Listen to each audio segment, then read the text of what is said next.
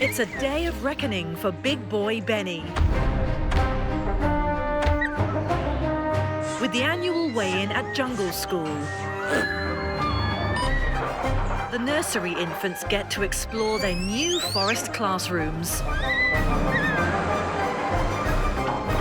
A rescue mission requires a dramatic journey through a devastated landscape to collect a new orphan.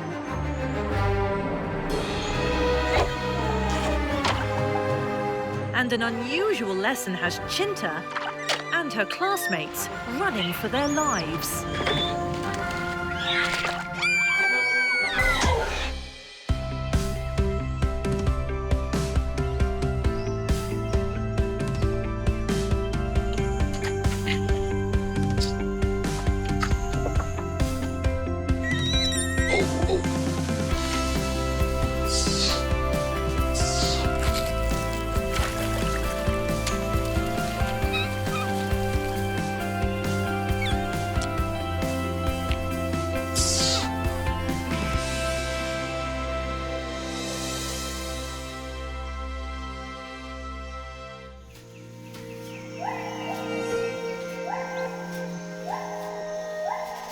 At the Borneo Orangutan Survival's Nyaru Menten Jungle School, it's well past the usual start time for lessons. But all the sleeping quarters are still full.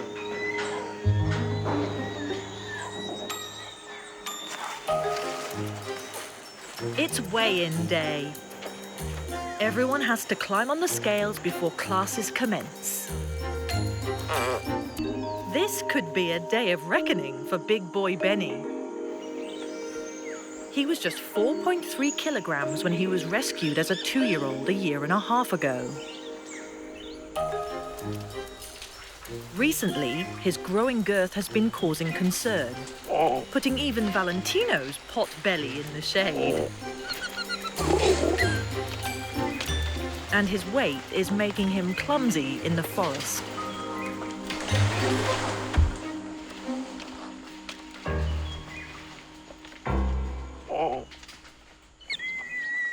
Today, we'll give the veterinarian team the hard facts they need to decide his dietary future. The caregivers begin with the youngsters of Group 1. Sociable Merrill is first on the scales and clocks in at a healthy weight for a 3-year-old orangutan of nearly 17 kilograms. And Casa is less keen.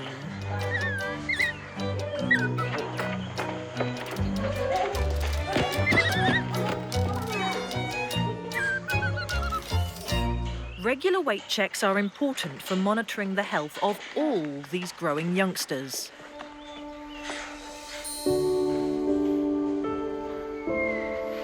Many are malnourished and underweight when they're rescued. Excellent nutrition helps transform all these orphans during the time they're here. This little guy has more than doubled his weight since his arrival.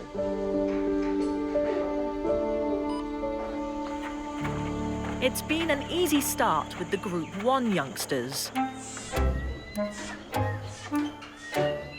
But 18 cooped-up preteens in Groups 4 and 5 could pose more of a challenge.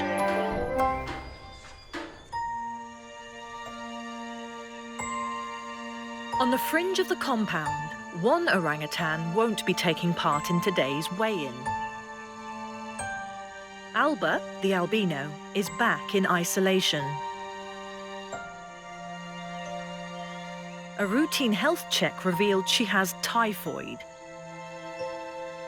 one of the many human diseases that can be deadly for orangutans. Because Alba has regular blood tests, the vet team caught the bacterial infection early. She only has a mild fever and is being treated with antibiotics. Alba needs to be isolated to protect Pujon and her other 3 friends. But all this 5-year-old knows is that her playtime is over.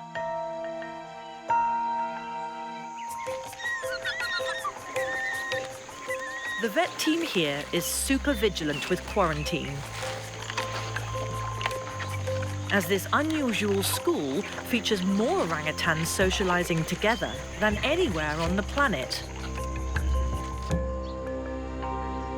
For now, Alba has to entertain herself.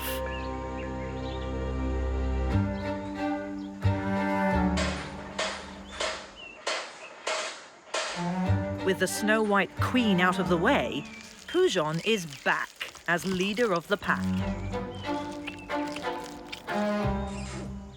But for how long?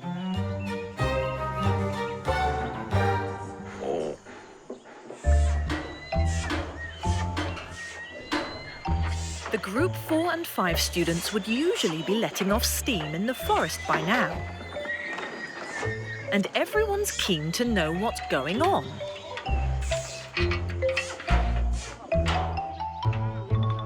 Little Eric kicks off for Group 4. He's one of the smallest for his age. At 8 years old, he barely breaks 14 kilos.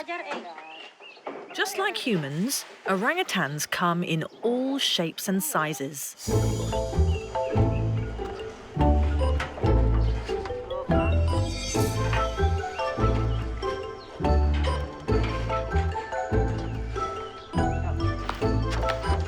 Surprisingly, it's a smooth operation.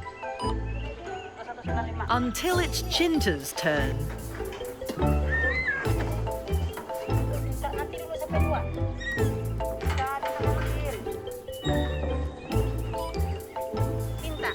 This contrary 5-year-old always likes to do things her own way.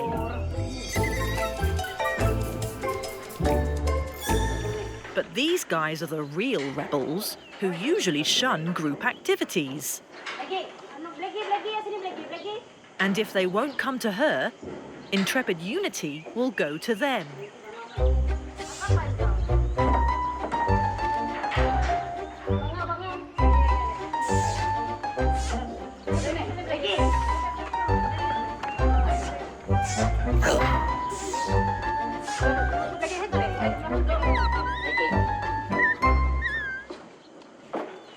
Everyone must get weighed.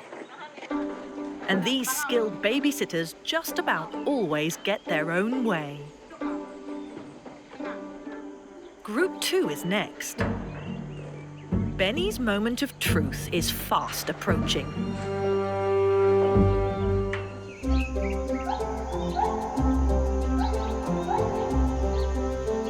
Three kilometers west of the main compound, the nursery infants wake up to the first morning in their brand new home, complete with an indoor playroom. The Biggies and Littlies groups are about to visit their new forest classrooms for the very first time.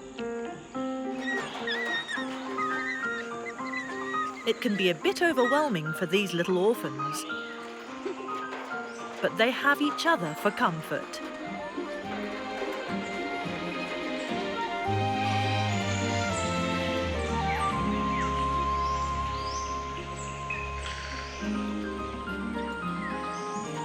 The newly built boardwalk takes the 1 to 2-year-old students in the Biggies group to a new playground, where the forest growth is much denser than their old classroom.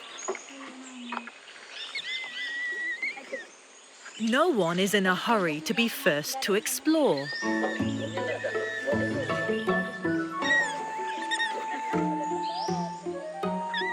Telecan pulls Jellipat back towards the safety of the wheelbarrow.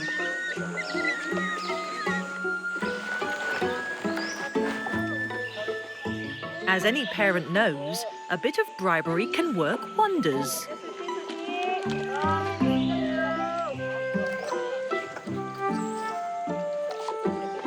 And some fruit treats soon get this party going.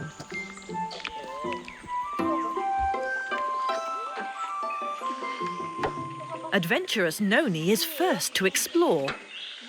She loves to climb and can't be bothered waiting for her diaper to be removed.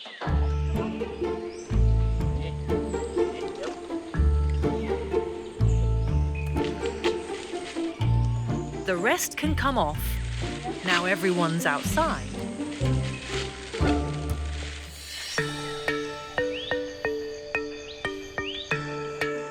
The less than one-year-old littlies are also setting out on their own big adventure.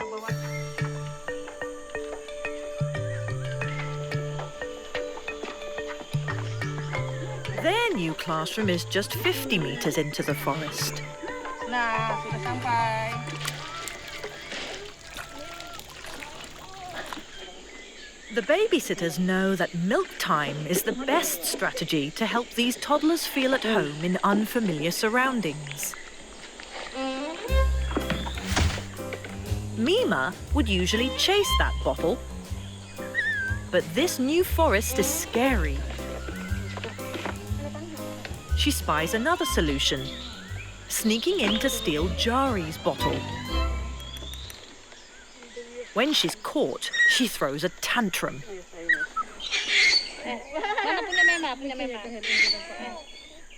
Tries to ignore everyone.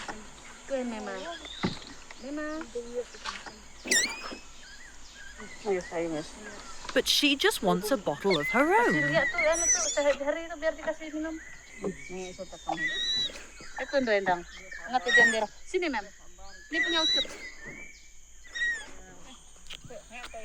Finally, all's right with the world. Most of the littlies begin to explore. Even tiny Jari, who, like babies everywhere, tries out anything new in his mouth.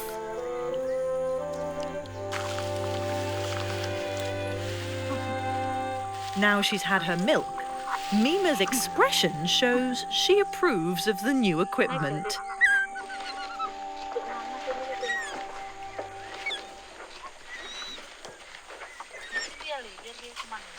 As usual, timid Wine wants constant comfort from her caregiver.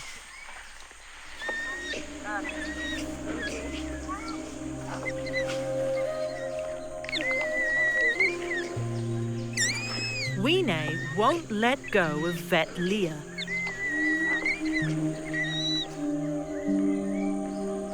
She needs to find her confidence if she's going to be able to progress in forest school. 50 meters further into the forest, the biggies are getting into the swing of their new playground. Kalanis gets a tickle session from babysitter Shri, which he loves as much as a human kid. Although his laughter is silent due to different shaped vocal cords.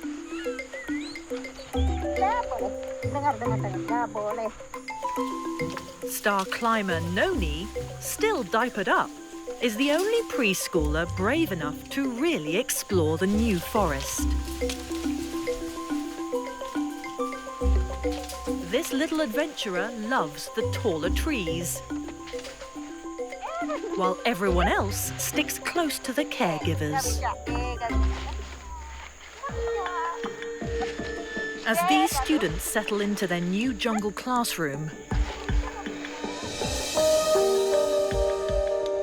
back at base, there's an emergency.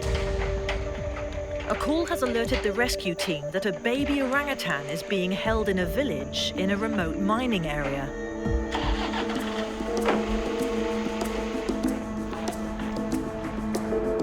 The team has little information other than the location. They have several hours' drive ahead of them. The mission takes them through rural villages,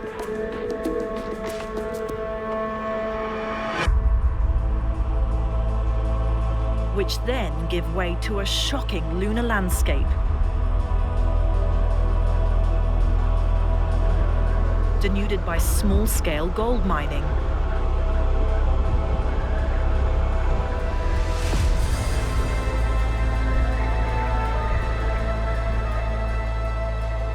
It's a stark reminder of the habitat loss that's putting wild orangutans in danger of extinction. The reduced ground cover also increases the risk of flooding in the surrounding country.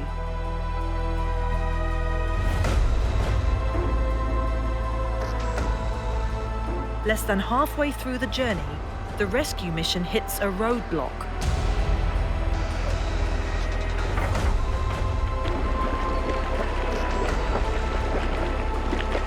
Borneo's tropical rain can quickly turn hastily constructed roads into a mud bath. There's no way round, but fortunately, help is at hand to clear the way.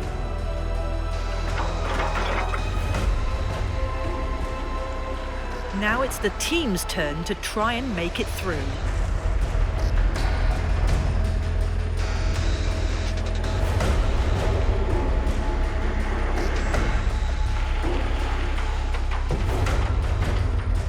They're back on the road, but they've got time to make up if they've any hope of getting back to base today.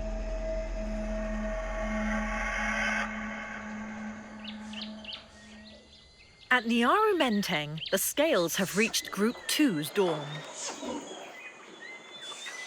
Beni is blissfully unaware that his future is in the balance, as he watches his classmates go first.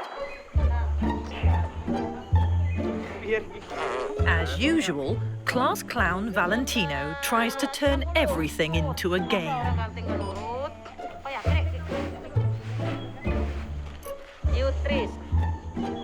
He may not look it today, but Uterus will grow up to be twice the weight of his female classmates. At this age, though, there's no size difference between males and females.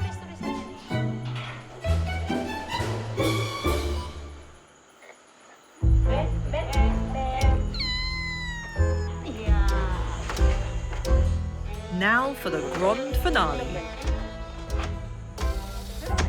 Beni finally waddles towards the scales.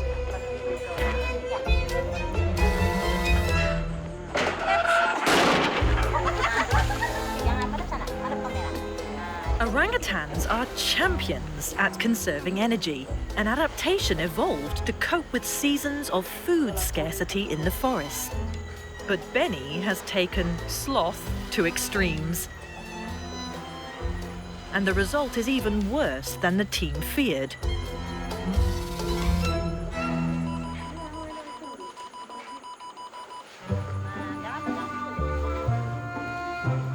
At nearly 30 kilograms, Beni weighs twice as much as his classmates. And his health is on the line. His banana intake has already been restricted. But now the team will have to consider more drastic action. And Beni isn't going to like it.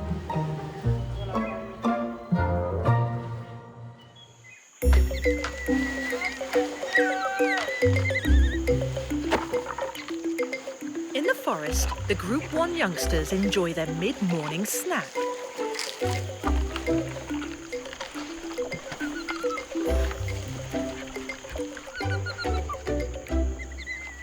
It's a social time for most of the group. But tiny Malika still keeps to herself. She had a very close bond with her human foster mother and doesn't know how to respond to other orangutans.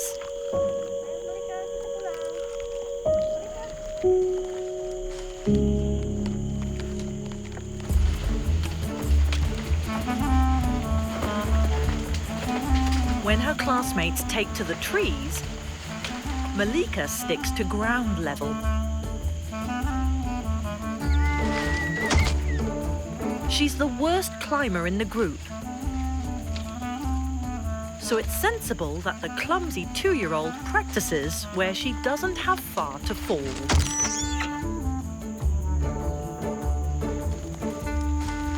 She gets marks for persistence.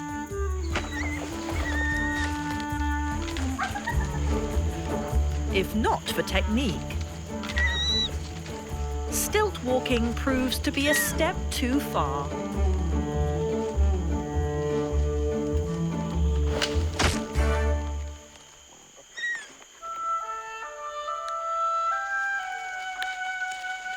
Poor Malika seems defeated. Being an orangutan is just too hard. Her antics attract Mumat's attention.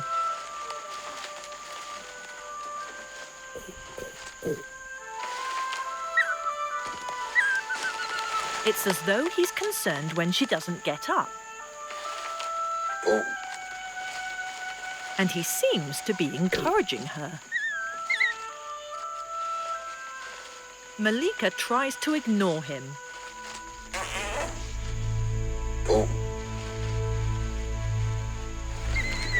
But Mumat is persistent.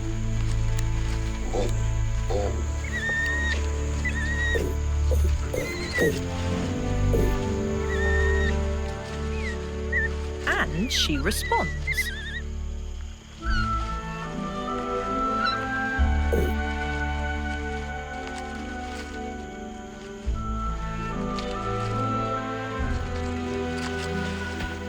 It looks like Malika has made her first friend.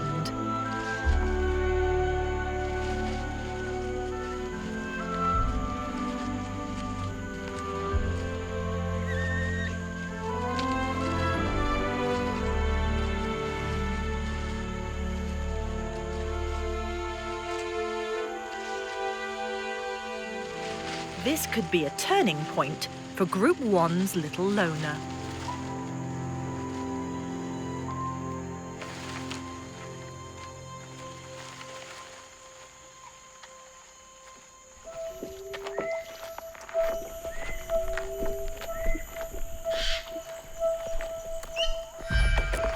Supervising Technici, Muliono, is a man on a mission. As he heads to Group 4's forest classroom.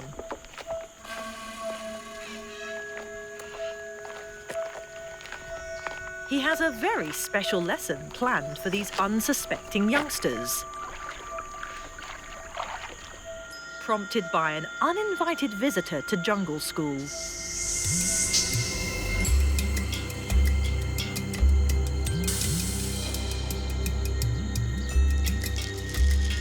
Borneo is home to around 160 species of snake, many of them venomous, including this keeled pit viper that strayed into the compound from the surrounding forest. The staff quickly captured the intruder, and Muliono has decided it's time for Group 4's lesson in snake awareness.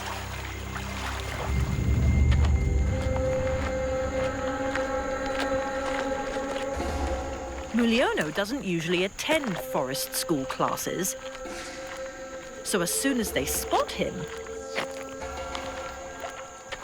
the students can tell this is no ordinary lesson.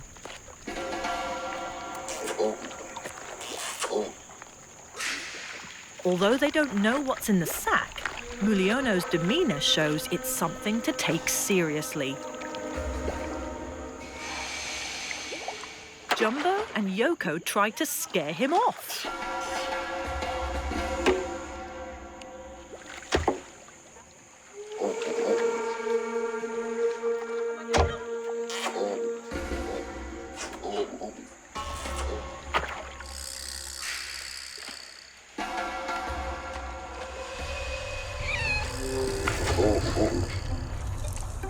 Six-year-old Jati is braver. She cautiously uses a stick first before she risks touching the sack.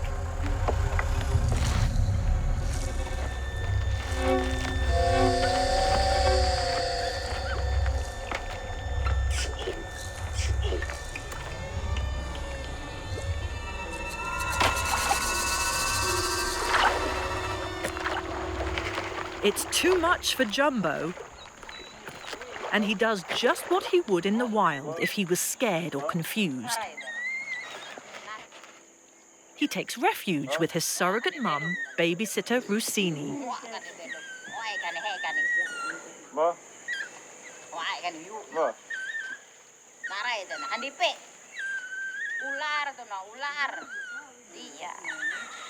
Litty and Lanting comfort each other in the face of this mysterious threat.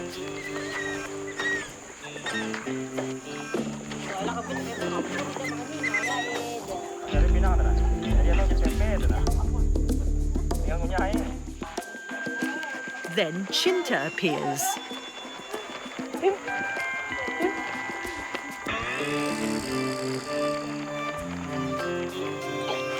As ever, this curious tomboy wants to be in on the action.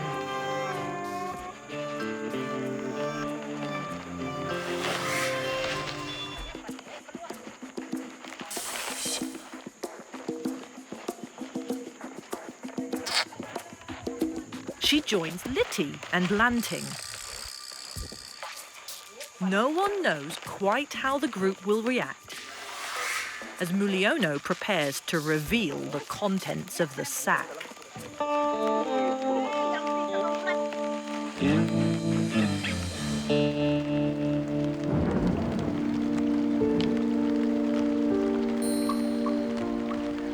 As the regular afternoon shower cools everything down, 11-year-old Clara enjoys some quiet time with her baby at the main compound.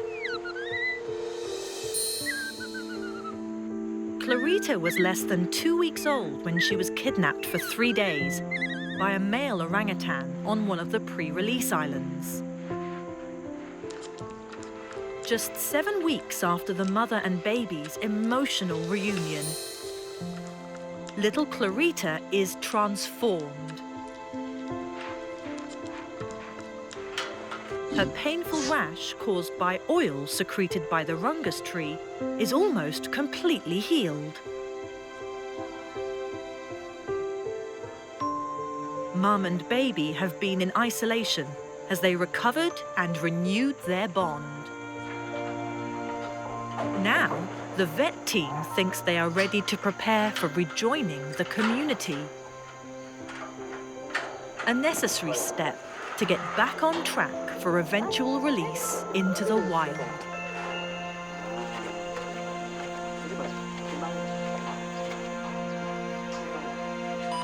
The scales are back in action as this pair get a medical check. These two haven't let go of each other since they were reunited, and a joint weight is good enough for now. The patient mum shows her trust in this caring team, but gently makes her point when she thinks her baby's had enough.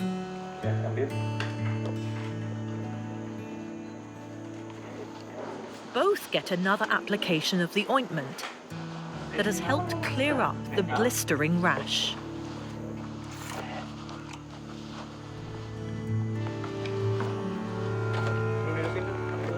Clara is still wary of other orangutans after the trauma of having Clarita snatched away. So while the school groups are in their forest classrooms, the team allows the little family some outside time. But the protective mum keeps an anxious watch and won't relax her guard to enjoy the picnic.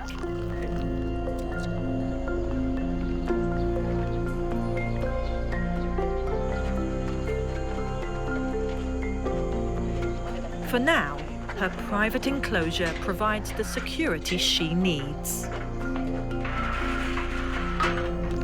But Clara will soon have to brave encounters with other orangutans if this family is ever going to have a chance to live wild.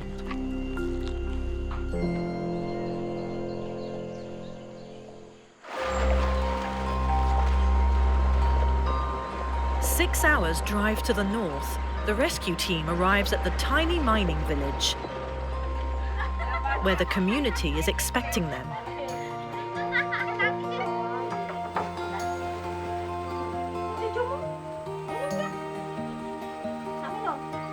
Shopkeeper Listy has been caring for this little orangutan since he was found 15 days ago.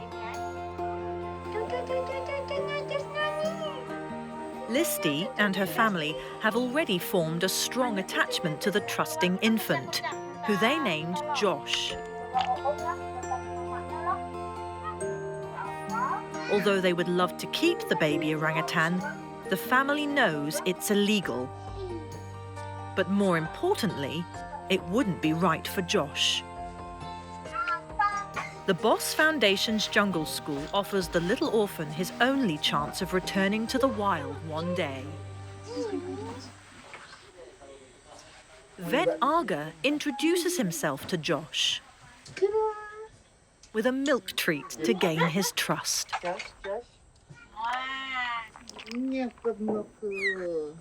The infant will have a thorough medical exam back at base, but he seems to have been well cared for. And Aga prepares him for the journey.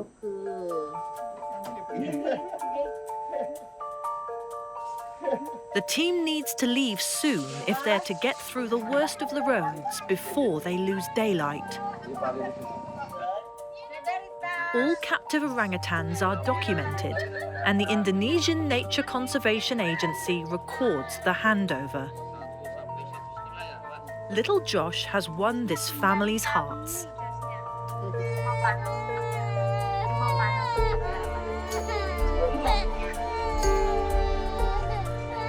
And letting go is hard.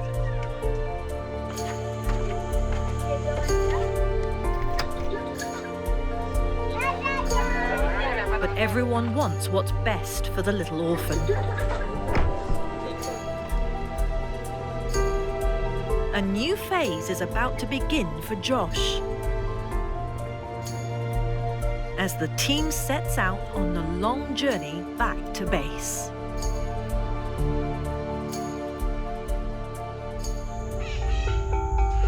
At Group 4's classroom, Supervisor Mulyono steps up the pressure at Snake School. Litty, Lanting and Cinta are the bravest. And then little Eric joins Cinta for a closer look.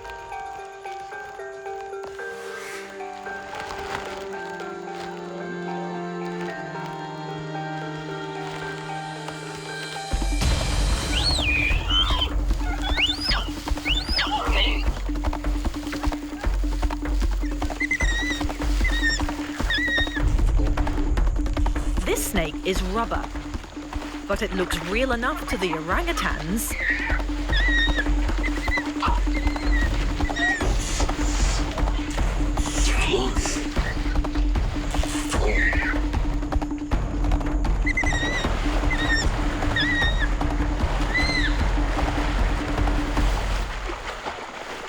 This response is just what Mulyono hoped for.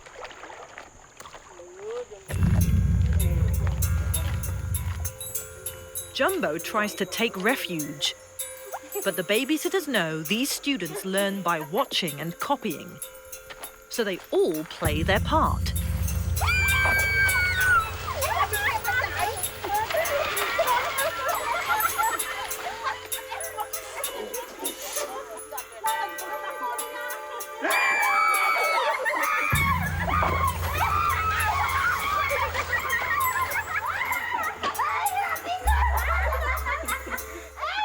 Rossini takes the Oscar.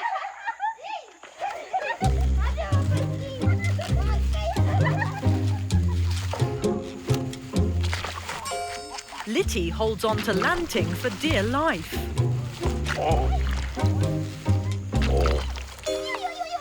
Terrorizing these youngsters may look mean, but one day this lesson could save their lives.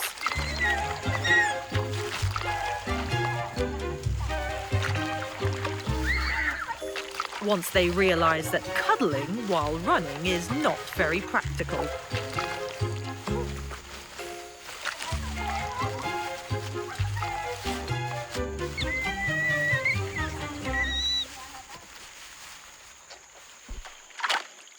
Cinta is full of bravado. But Muliano calls her bluff.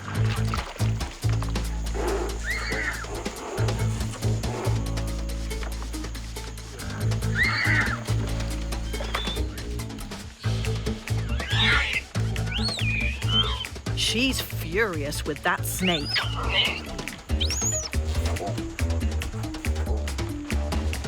She and Jati get top marks for climbing as far away as they can. Their shaking branches are meant to chase the snake away.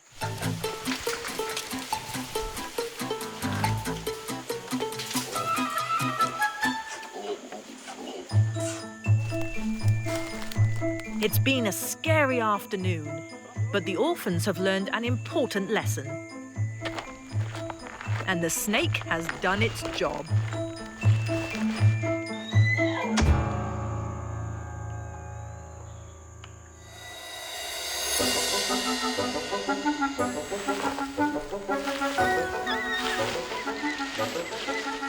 Three kilometers across the forest, the Biggies group settles into its new classroom. It looks like this jungle gym gets a seal of approval. Milk time gets everyone together before the ride home. Spiky-haired Rona volunteers to assist with the milk mix. And scores an extra drink out of Mochi's bottle.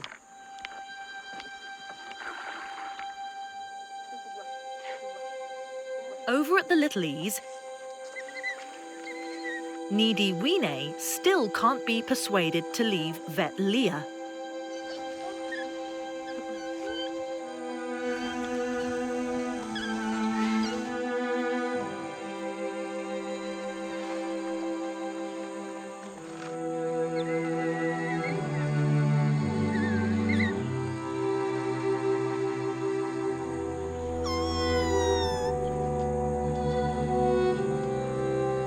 Well, if she won't go to them,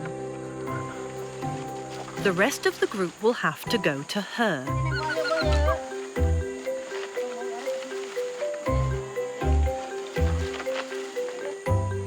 Mima encourages Weenay to play. But she's still needy. But then, as Mima grabs a snack, Weenay finally leaves Leah's lap.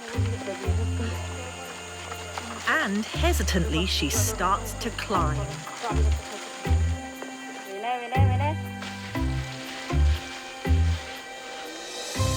And discovers it can be fun. Each new orphan has their own timetable for finding their place in the group. Sometimes it's incremental, sometimes instant. Weenay is transformed. She even tries to play with Genios.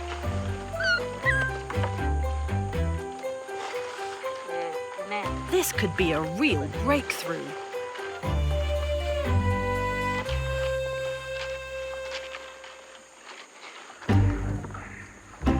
When it's time for the Biggies to board the wheelbarrow bus, as always, it's Jellipat and Telecan who don't want to leave.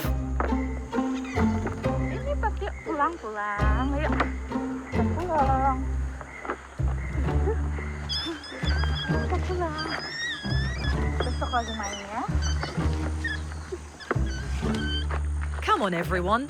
Time to go home.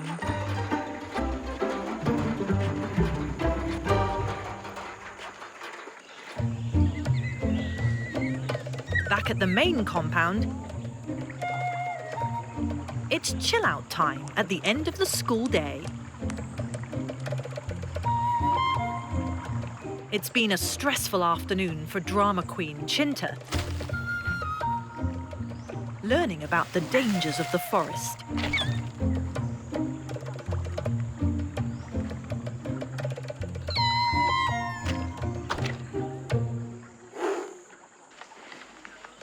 So what better way for everyone to forget the cares of the day than a special game that includes tasty honey water?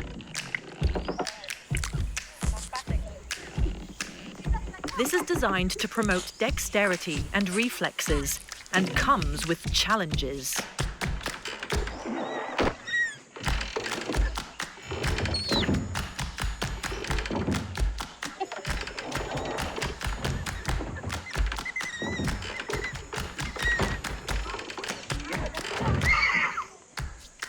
Fatia is beside herself, while Cinta bags her treat via her hairy arms.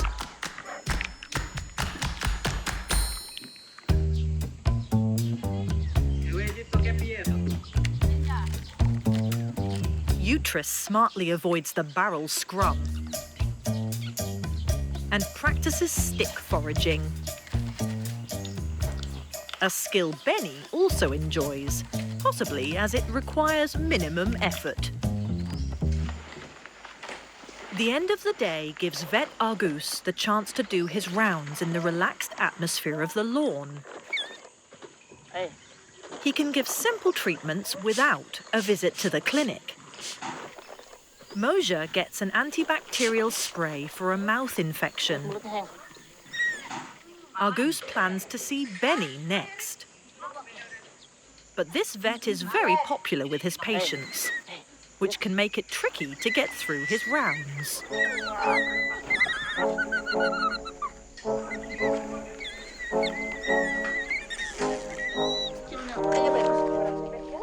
Beni is reluctantly dragged away from his honey.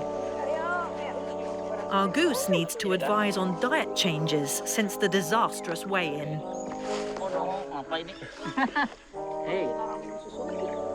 And Beni's been showing signs of a minor gum infection. But when Argus gets close, there's clearly something else going on. Beni's breath stinks.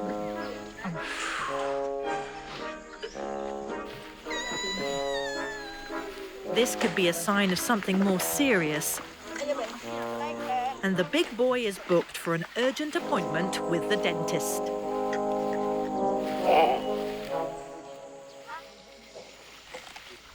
While the staff were occupied, 9-year-old female Rinto has escaped behind the security fence.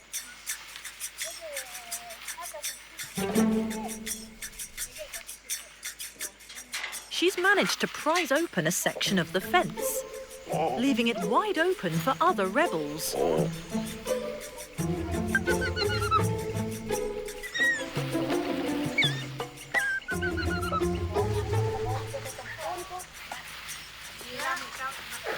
One by one, the naughty kids escape. But they've been busted.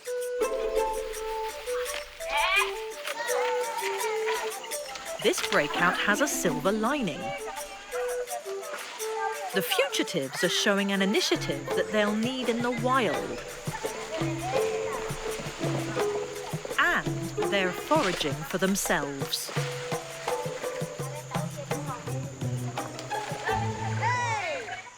But it's a headache for the babysitters as bedtime approaches.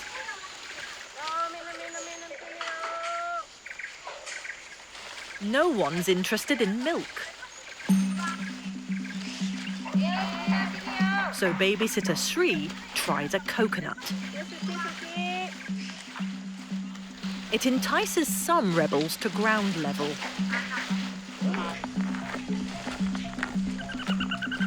And one by one, the Escapades return home.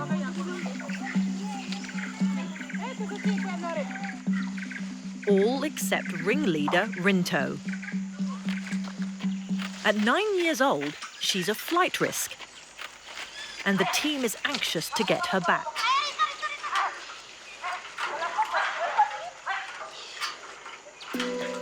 As she perches on the fence, a classic strategy is brought into play. Babysitter Haniati studiously ignores Rinto as she shares out treats.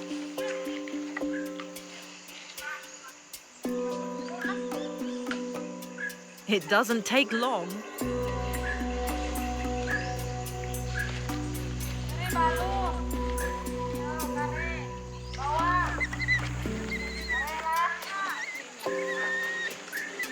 It's straight off to the dorm for Rinto.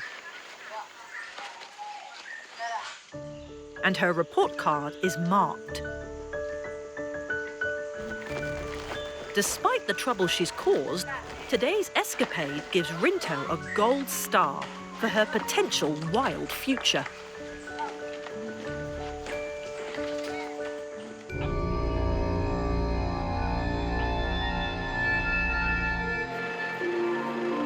It's midnight when the rescue team finally makes it back to base. Little Josh is wide awake as he arrives at his new home.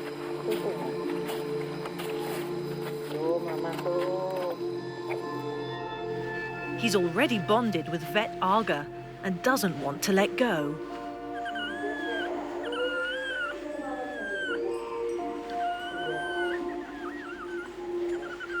His world has been turned upside down for the second time. But the team does its best to make the little orphan feel secure.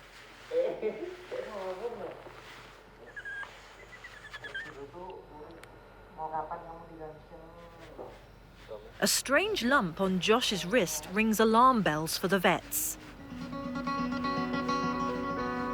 It could indicate a broken bone.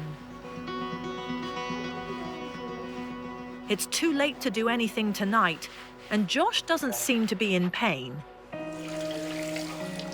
So for now, the lump is cleaned and an X-ray will be organised for the morning. Until then, there's no knowing what impact this injury could have on the little orangutan's future.